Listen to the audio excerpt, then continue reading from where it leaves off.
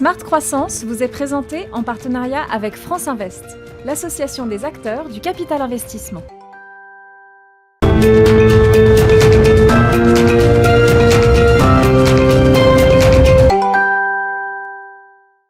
Bonjour à toutes et à tous, ravi de vous retrouver dans Smart Croissance à l'occasion de la conférence du 21 octobre prochain dédiée à la croissance de demain, organisée par France Invest.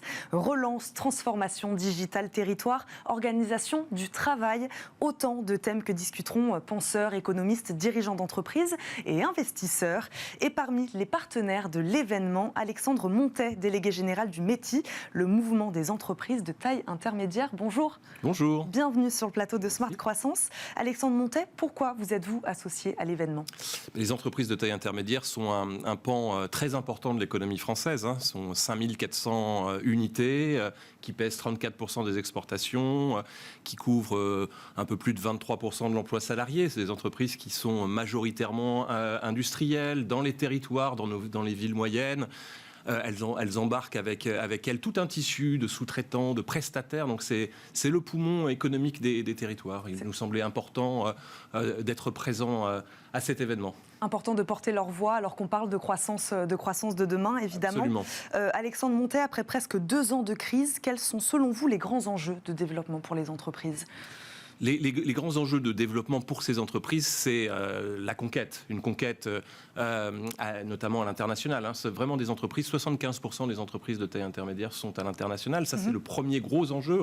Continuer à se développer et puis prendre le chemin ou accélérer les dynamiques de transformation. Transformation digitale, transformation pour accueillir les potentiels et les gisements de croissance de la croissance du développement durable et de l'écologie. Oui.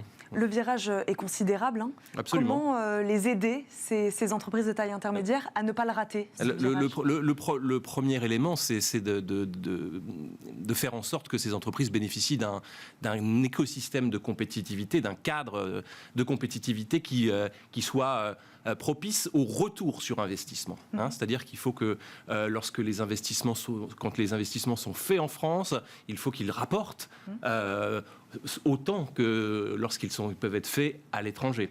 Ce qui n'est pas encore le cas. Il y a eu des améliorations, avec notamment le plan de relance, les appels à projets territoires d'industrie qui ont joué le rôle de catalyseur de l'investissement, la baisse des taxes de production pour lequel le métier a appelé de ses voeux durant ces dernières années. Et donc là, on a un effet d'accélération d'investissement qui doit être accompagné par une poursuite de redressement compétitif du site France.